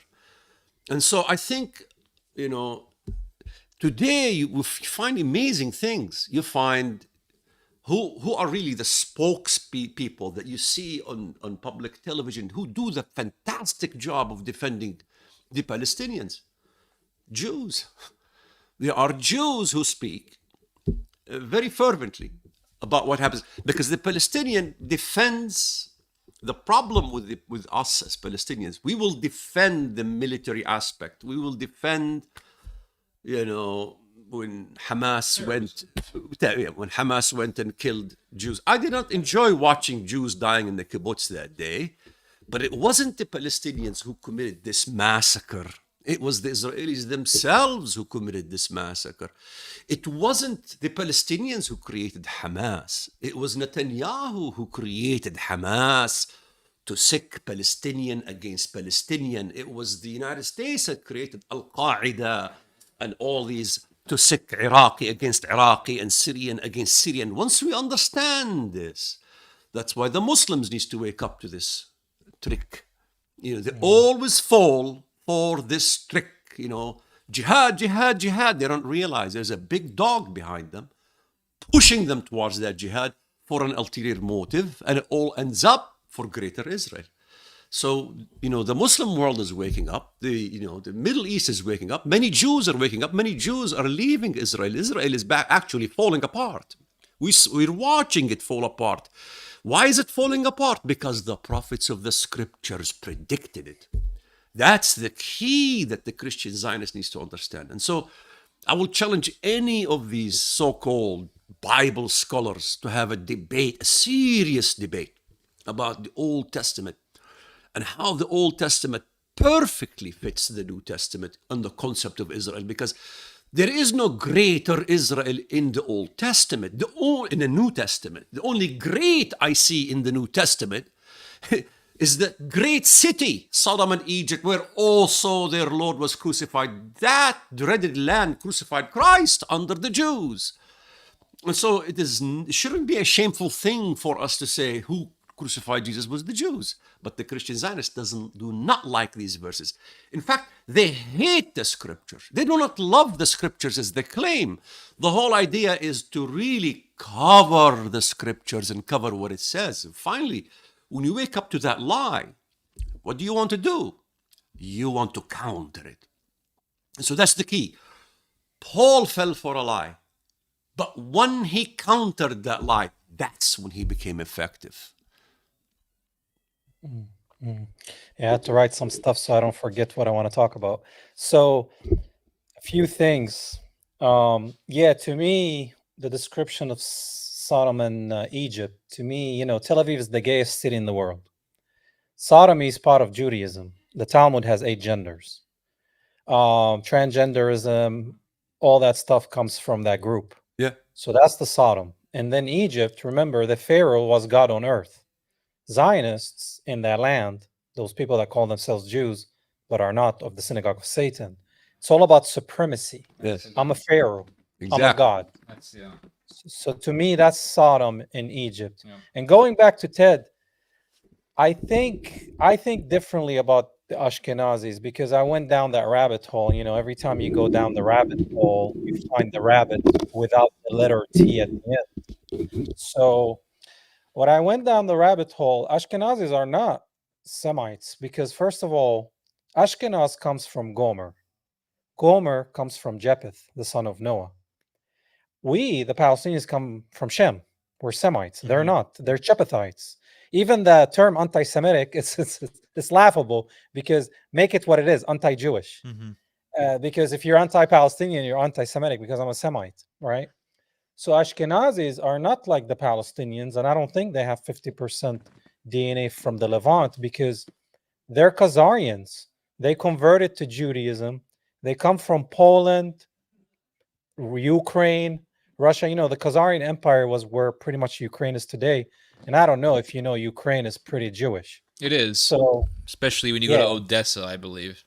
Yeah, and they have a great community there of Ashkenazi Jews that go there and they oppress Christians and Orthodox Christians. And, Zelensky is a homosexual Jew. So I think, just to make sure you know my perspective on that, Ashkenazis are not from the Levant. I think the only Jews today that are Semites are the ones that were in Palestine before Israel was established. Those were called Palestinian Jews, and they look like me. And then obviously you have the Yemenites. There was a lot of big Jewish community, and they look darker than me, and those are Semites. Yes. Even Armenians are Semites. Even Ethiopians are Semites. Egyptians are Semites. Arabians from the Arabia, Saudi Arabia, they're Semites. Lebanese, obviously, Syrian, Jordanian. But Ashkenazis are not. They have the highest skin cancer rates in the world, and they're allergic to olive trees. Well, what is Palestine full of? It's full of olive trees, and you got to be able to have melanin for the sun. So they have a skin bank in the modern state of Antichrist Israel. And they're creating products from dead Palestinians so they can go to the beach, get a tan, and not get burnt.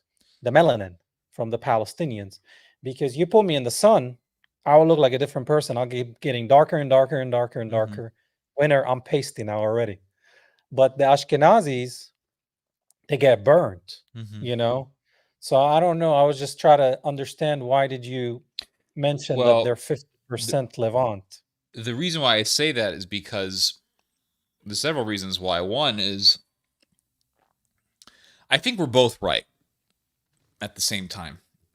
Because first I'll start with an anecdotal story. Like I said, I did a genetic test and they said that some New York Jew is related to you. Maybe you're Khazari. So I'm not a Khazarian, but the thing is that there is Semitic DNA or Levantine DNA in the Ashkenazi Jewish world. Because if that were not the case, and this is an interesting little disagreement we're having, but if that were not the case, then we would not be able to distinguish or to identify an Ashkenazi Jew. if the Ashkenazi Jews were 100% Japhetic or 100% European. Because I can look at an Ashkenazi Jew from a mile away, and I can tell that's an Ashkenazi Jew. Now, some Jews, you're absolutely right. Like, I have seen Jewish people who look 100% European, and you wouldn't be able to know unless they told you they were Jews. So, yes, absolutely, you can find overwhelming European DNA in Ashkenazi Jewish world, 100%. That is a fact. Yeah, I see. But I see what you're saying. I can look, but for most of the time, I can look at an Ashkenazi Jew, and I can say that's a Jew, and I'm right 9 out of 10 times. Yeah. So there is, I mean, because they're mixed. You know, they're mixed with many tribes. They're mixed. So it's like this. It's like if you look at, there's a history by what's his name? He wrote a book called the Gulag Archipelago. Solzhenitsyn. Solzhenitsyn wrote a book called I think it was called 200 Years Together or something like that. It was a history of the Russian Jews. So Solzhenitsyn was a very famous writer back in the Cold War. He wrote about the evils of communism. And he wrote a book on, and this is a book that they never bring up, and you can't even buy it in print on Amazon. But you can read it for free online. And it's called, I want to say it's called 200 Years Together. It's a very in-depth history on the Jews in Russia. And what Solzhenitsyn tells us is that that a long time ago, we're talking ancient times, there was a group of Hebrew merchants who came to Eastern Europe. And they settled there. And so Judaism began to be preached to the Slavic people. And there were Slavs who had converted to Judaism. This is what Solzhenitsyn tells us. And so there began this process of intermarriage, the story of intermarriage between the two, Slavs and Hebrews intermixed. Wow. And so they ended up forming a new ethnic group, really. Kind of like the Mexicans. You know, the Spanish and the indigenous came, they mixed, and you have the mestizo, which is a new ethnic group, really. It's been around, mestizos have been around for centuries, not even for 1,000 years. They've been around since the 1500s. So a new ethnic group began to form. And what Solzhenitsyn tells us is that there was the Slavic Jewish converts who were the majority, and then there was a Hebrew minority who were at the top of the hierarchy in this new demographic. So the people who were Hebrew, they were seen as above them, above the Slavic converts, because they were the originals. Just like, for example, you can go to, let's say, the Arab world. You can go to Sudan. And you look at the Sudanese, and a lot of them look like, I mean, let's be real here, a lot of them look like just regular black dudes. But they speak Arabic. Well, how did that happen? Well, Arab merchants or Arab expansionists, they went from the Arab Peninsula and they went to Sudan. And in fact, the Sudanese can today even are able to tell you, because there's different tribes in Sudan. Some are more Arab than others. And they're able to tell you which Arab they came from. Which Arab from the medieval period they descend from. Well, we come from the tribe of Ibn, etc. We come from the tribe of Ibn that. And they're able to tell you which tribe they came from. And these people, these Arabs who these people descend from, they came from the Arab Peninsula. So there's a hierarchy in Sudan. The ones who are more sub-Saharan African, or the ones who are more black, are lower in the hierarchy. This is racism. Let's be real here. There's racism in Sudan. The more Arab you are, or the more Arab-looking you are, the higher you are in the hierarchy. That's around the world. Yeah, and so there's a caste system. So something similar happened in Russia amongst these Jewish converts. Well, this guy's more Hebrew than me. Or this guy, he's closer to the originals. So there began a hierarchy, is what Solzhenitsyn tells us. And so after centuries and centuries of this going on, mixing, and they sort of just became their own ethnic group, where you have some Jews who look 100% European and they probably don't have an ounce of Semitic DNA in them. And you have some who do have some of that in them. Just like you can go to Sudan and you can see, well, I'm willing to bet there's people in Sudan, you take a genetic test, there's sub-Saharan African in them, and there's Arab in them. So there's that mix. Whereas now, if a Sudanese person, so you could have a Sudanese person who's high in the hierarchy in Sudan, but you put him in the UAE, and they're not going to see him as equal to them. They're not, because he's, at the end of the day, he's an African. So that sort of thing is going on. But I agree that the Ashkenazi Jews take it way too far. Where you could look at a guy, for example, like Shabbos Kesselbaum. I don't know if you've ever heard of Shabbos Kesselbaum, but he's a big Hosberist. He's big. He's right up there with Ben Shapiro. He's part of the same circle. Shabbos. You're talking about blaspheming Ben, yeah. Yeah. And so Shabbos Kesselbaum, I like to call him retail Ben Shapiro. Like, he tries to mimic Ben Shapiro, the voice, the cadence, he tries to speak fast like Ben Shapiro. But Shabbos Kesselbaum looks 100% white. And you look at him, you're like, that's a white dude. That's a white guy.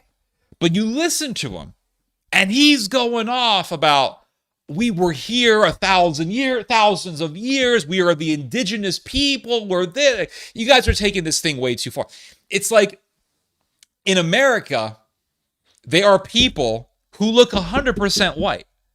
Like, you look at them, like, that's a white dude. But then they start going off about how they're Apaches. I'm an Apache because my great-great-great-great-great-great-grandfather or great-great-great-great-great-grandmother was Apache, and she got banged by some English guy, and I'm an Apache, damn it, and I'm indigenous to this land. Like, no, you're not. I don't care if you have 1/1000th native blood into you. You ain't native. You're a white dude. In Australia, you have the same thing. I've seen Australians who you look at them like, that's a white dude. That's a white Australian. But they start going off about how they're Aboriginal. Because their great-great-great-great-great-grandmother was Aboriginal. You're a white guy. So they take it way too far. They take this thing way too far. Just like you have these people in Sudan who are part of this paramilitary organization. They're called the RSF, or the Rapid Support Forces. And they look like a bunch of black dudes. To be totally frank, you see them in Chicago, you're like, that's an African American dude. That's a black dude. But in Sudan, they're talking about how they're Arabs. Like, we are Arabs, and they're killing other black folks, and they're saying the black folks that we're killing are inferior to us because they're less Arab than us, or they're not Arab at all. They're sub-Saharan African. I'm like, dude, you're black, and you're killing other black people. That's what you're doing. And you're going off, we're Arab. You don't look Arab. And if you go to the UAE, they don't see you as an Arab either. But the purest genetics of the Arabs are uniting with Israel.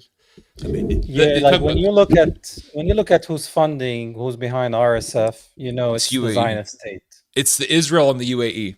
UAE, yeah. And there's a lot. I can talk about that if you want. Yeah. Then you look at ISIS, Israeli Secret Intelligence Service. Then you look Al Qaeda, America. Taliban funded, America.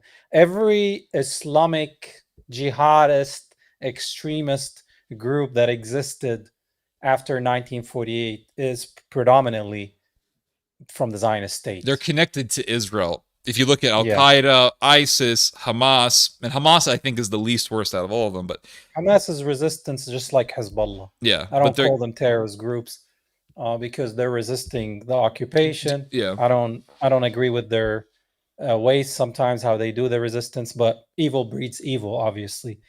But let me go to your dad. I got another question.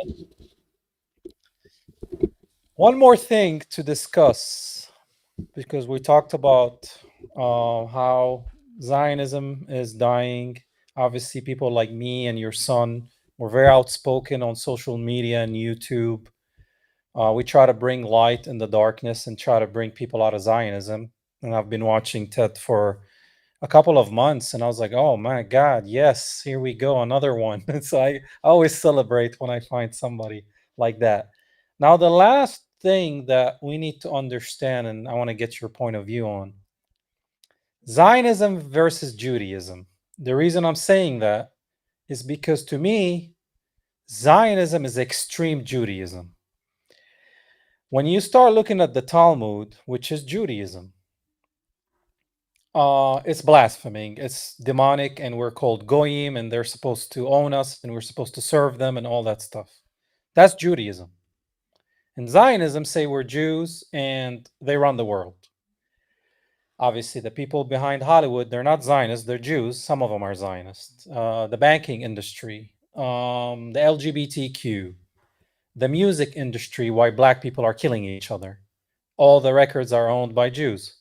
I mean, it's the truth. That's true. So how is it? Because if we're gonna fight Zionism, the Jews gonna get stuck in the middle, and it's gonna be another burnt offering, which is what Holocaust is. Mhm. So how can we differentiate between a person who's actually following Judaism? And I'm sure there's a small percentage of real Jews that are actually following the Torah, not the Talmud and all that crazy stuff.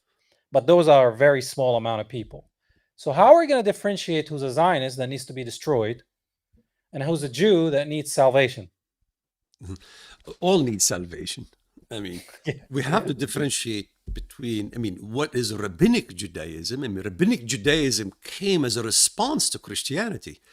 Christianity is the true religion of the Jewish faith. And, you know, the Council of Yavne, if you call it that, you know, in Tel Aviv, the rabbis came after the temple was destroyed later on, and they said, we have a problem. We have no temple. We have nothing. What do we do? Rabbinic Judaism was born. But even Rabbinic Judaism did not support religious Judaism, did not support the concept of Zionism. It rejected it.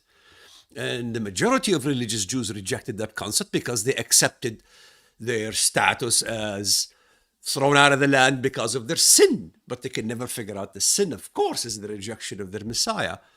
And so the concept of Zionism is a very modern view that says, no, we are going to change the status quo to allow this from a religious perspective. So the Rabbinic Judaism itself is divided, you know, where that's why they also have Jews who refuse to join the IDF. So the religion itself does not support the concept, which causes a schism, if you will, within Israel itself. And we've seen the schism happening. And so for us to differentiate who is really to look at how they feel about life, you know. It doesn't matter what kind of Zionist you think you are. If you see children in Gaza being killed and you have no remorse and you don't feel nothing, then you're obsolete. You know, you're not going to change your mind anytime soon because you're heartless. So it's a matter of a heart, you know, and a matter of humanity as well. And so I see a lot of Jews standing up and defending Palestinian cause. You know, the Palestinians haven't really been as well eloquent in defending their cause on TV as well as the Jews did, you know, because Palestinians will defend Hamas, will defend where, you know, you can give some examples about that. Would the Jew would say, I can talk about this a lot. But, yeah. you know, they would say, yeah, we understand. October the 7th was a bad, evil thing, you know.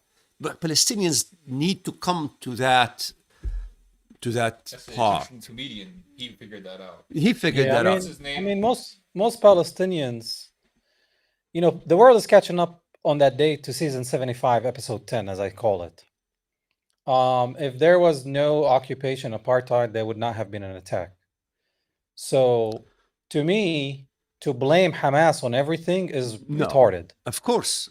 So, I don't support the killing that they've done, which we know the Hannibal Directive actually killed most of the Israelis. That's correct. But also, most of those people that were killed, they're IDF soldiers. So That's it's correct. an attack. That's correct. An attack on military. So how can I say that's a warfare? You got a resistant group, not an army. It's not a war. It's a genocide. If we had an army, we would have had Palestine. That's But correct. since But will it's you not an kill army, people sitting in the kibbutz? I mean, I've seen some shooting in the kibbutz. You know, yeah, people, I'm old against man that. got shot, man walking the street, they got shot. You've seen some of those clips. Very few, but you've seen them. We Yeah, can't I'm anti support. that.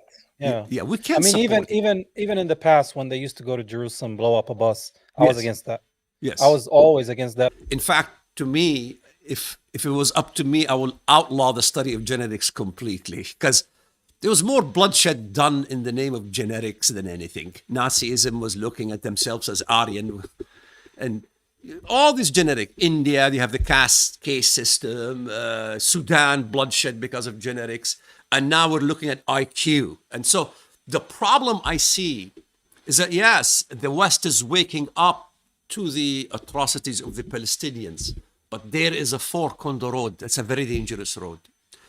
It's going to go to the route of saying, okay, the Jews are so bad and so evil, we need to Holocaust the Jews and destroy and dismantle the state of Israel. But then there is another group who takes advantage and says, yeah, Palestine, but they have an ulterior agenda. And the agenda is the far right that you see in Europe. You know, that means you could have a potential problem in Europe where you have a revival of the old problems that we had with Nazism. And so this is why education, and this is why Christianity is the key, because they're going to say, Christianity, that was a Jewish religion. We need to go back to our ancestors. You see, that's what has also been prophesied in the scriptures. It takes a long time to even go through all these prophecies in the Bible itself. How Christendom falls for new paganism is a fact. So this is the problem. You know, we have to look at Christ.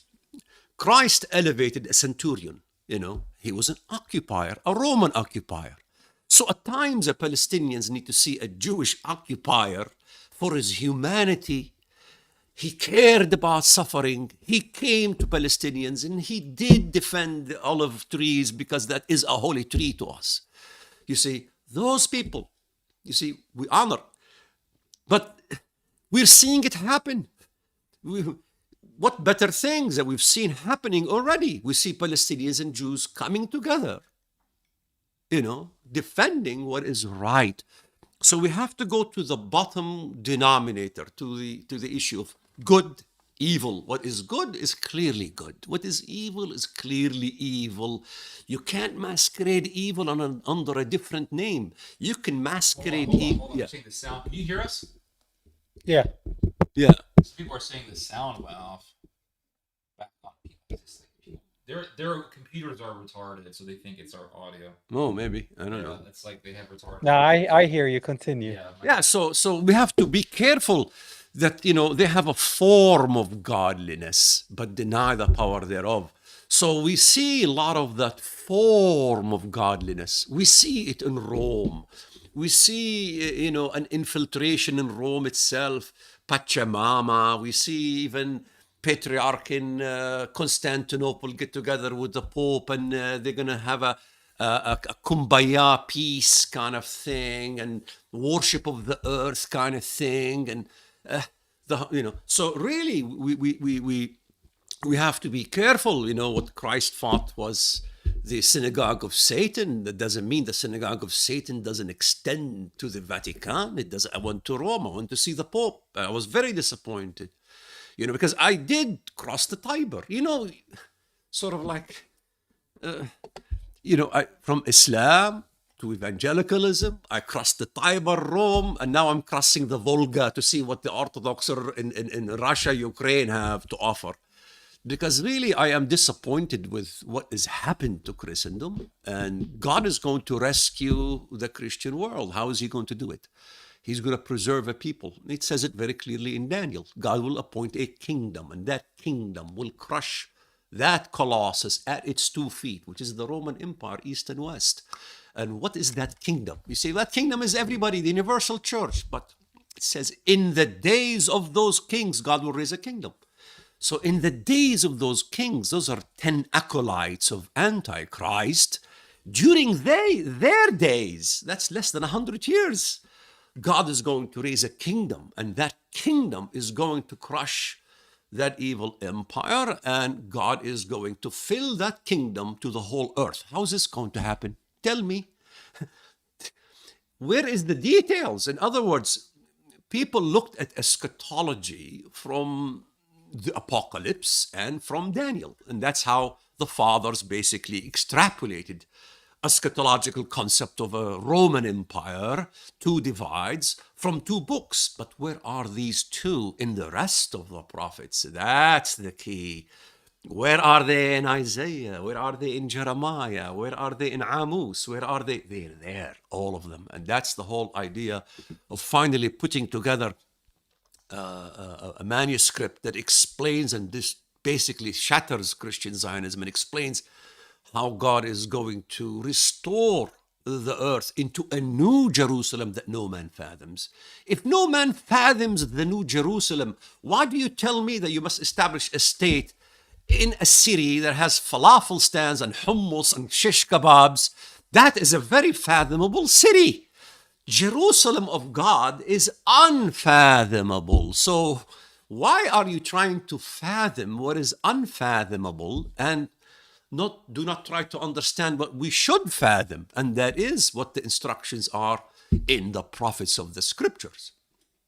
Yeah, I mean, Jesus' kingdom is not of this world. So, however, that's going to look like with the new Jerusalem and his reign. I mean, he's reigning right now. We're just catching up to the end. He already won and defeated the enemy. We're just catching up to all that. But guys, I want to thank you so much. I mean, we can keep going on and on, but we're definitely going to do this again because there's so much stuff. I'm probably going to write a sheet of paper. This way we don't discuss the same things. But I mean, you guys are like a fountain of knowledge, and I like how son, dad, but different upbringing and different enlightenment and different ideas, and it's beautiful to watch, man. I love seeing this, and may God keep blessing you guys. I would love you guys to watch my film when you have a chance, The Colonizer. Check it out. It's on Amazon Prime and Apple TV. You can go to thecolonizerfilm.com and you can see where you can stream it and watch it. It's the parable about what happened to Palestine in 1948 from the Christian perspective. I put my own money in this film. I'm an actor and filmmaker, so I was in the film. We did watch some of your clips. We did watch, but Okay. but now I'm going to go back and find the whole thing. I didn't know that you had a whole film. Now, exactly how do I find it? The Colonizer. That's The Colonizer. Yeah, thecolonizerfilm.com, or you can go to Amazon and find it, The Colonizer, or Apple TV. How long is it? And there's other, it's an hour and 20 minutes. It's a feature film. I would love Ted to watch it and do a little review on YouTube about it and tell the people about it, because I think like I haven't been marketing it or pushing it. I did it, and then I filmed it in January of 2023. Then post-production, which means editing and all that, was done in September of 2023. And I started screening it in churches, especially my church. And then October 7 happened. And I was like, oh, wow, God, what a timing. Why would you make me put all my money in a film? And he's like, it's the perfect timing. You need to tell the story of the Palestinian Christians. You need to speak the truth. You need to let people know what happened in May of 1948, the Nakba, ethnic cleansing of Palestinians, of both Muslims and Christians and Jews, by the way. That's the first thing they attacked, the European Jews, when they came in boats. They actually eliminated the Palestinian Jew identity too. They started calling Israelis, and then they eliminated our Palestinian identities, the ones that live in Jerusalem, call us Arab Israelis. And then they start saying the Jews and the Palestinians. And I'm like, no. You're not doing that. If you want to say Jew, that's a religion today. So if you want to say the Jews, you got to say the Muslims and the Christians. If you want to say Palestinian, you say Israeli. If you want to be specific about Israeli Jew, then you say Palestinian Muslim or Palestinian Christian, because they try to use all these terms just like anti-Semitism, which does not mean anything to me. I laugh. I'm like, put me on that list, please. Mhm. How can I hate myself? I'm the Semite. So, so yeah, I made this movie to tell the story, and I would love for you guys to check it out. Okay. And tell people where they can find you so they can follow you as well. I have my YouTube channel, which is just Theodore Shubot. And then I have our website, shubot.com. So SHOEBAT. So shoe and bat put together. Shubot.com, which is our website. And they can support our work there. There's also a donate button if they wish to support us that way. But all of our work is for free. Videos, articles, everything's free. Awesome, awesome. Well, Ted and Ammo Walid, I want to thank you so much, guys, for Blessings to joining you. me. Thank I'll you. be in touch with Ted. We probably will set another one of these possibly after the holidays, Sure. after Christmas and New Year's, or maybe between Christmas and New Year's, Mhm. if there's time. And I would also like to dig more into you, Ammo Walid, of your upbringing as a Palestinian and more into that identity as well. When he told me that you're Palestinian who wants to do an interview with him, I insisted to be in it because you're the first Palestinian. I wanted to speak to Palestinians. And he told me you're Palestinian. I says, I need to reconcile with Palestinians because I'm Palestinian and I made a big error. And so he said, you're Palestinian. I said, I need to be, I invited myself because I haven't spoken to Palestinian in how many years, over 20 some years. And so I needed to break that ice, and that's why I was basically, enticed to speak to you. Well, it's my honor. Like, I love you, man. We all make mistakes. We all fall short from the glory of God. But thanks to Jesus and his sacrifice, man, we are brothers in Christ. And I think more people need to hear your story. Palestinians and non-Palestinians, your story is very unique. And being that you're a Palestinian brought up as a Muslim that became Christian but became a Zionist and finally is breaking off the chains of Zionism, it's amazing. They denied that I was a terrorist. I was. I was in jail in Jerusalem. I was. They denied that. Even Palestinians denied that. But who today can deny that I was at the forefront of Zionism? Nobody can. That is clear. You see, so now that I can prove I was a Zionist, is it a question that I lied, that I did plant that bomb when I was young? When they say, CNN says, no, there was no finding of any bombing in the Manger Square. I put a bomb next to where Christ was crucified to make a point, Wow. So, it was me, and nobody knew who it was. And when I came to the States, I said, "This is me. I did this," and it was all over the media. And then the CNN says there was never a bombing in Manger Square. I dare anybody to challenge me on that one. I did that bombing by Manger Square when I was young and foolish. So that is the truth. And so this is Well, I like your honesty, because it seems like Christ was there with you because he didn't allow it to happen, to explode. It feels like he's been reaching out for a while. And when you look back at that time, you understand why things happen the way they are. it did explode, And by the way. He said it didn't explode. He said it did. The bomb did explode. like, did it hurt anybody? Nobody was killed, but it did rock Okay. Bethlehem Square, Manger Square, that day on Okay. Christmas. Okay. Well, luckily nobody was hurt. It was So, actually a time bomb.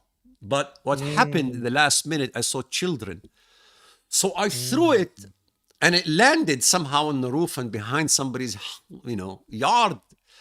And as the concussion, when I threw it, it exploded. They thought it was a hand grenade. But it was a time bomb. And in fact, I can show you the article that says the experts say it's a time bomb that exploded like a grenade. So it was a time bomb I smuggled from Al-Aqsa Mosque in Jerusalem. That smuggling that bomb was a whole story. Smuggling it. I walked right on the Al-Aqsa Mosque on the walls to avoid the checkpoints when you go out of the old gates to the bus station. Then I buried it under the ground till the right time came, unburied it, going to put it right there at Manger Square. So I know all the details about that bombing. In fact, the guy who built the bomb for me, he was killed by the Israelis in Tunisia. His name is Mahmoud al-Mughrabi. He spoke about these things way before CNN came out with their, slanderous report. Yeah, we definitely can have a whole episode about that story. I would love for you to share that from the beginning to the end. And we can, when I edit it, I can put articles and newspapers and videos or anything that I can find or you might give me. But yeah, I would love to share that story too. But I want to thank you guys for taking the bet. time today to tell me a little bit about yourself and hear a little bit about me. And also, Ted, if you ever want me to be on your platform for a podcast and you want to ask me questions, we can do that as well. Okay. I think we have a like-minded approaches to things, and we have a lot of things in common. So praise the Lord for that. But I love you guys, and I'll be in touch. All right. All right. God bless. A lot of fun. Appreciate it. It was good. God Good bless reading. you. Good Assalam. conversation. All right. مع السلامة.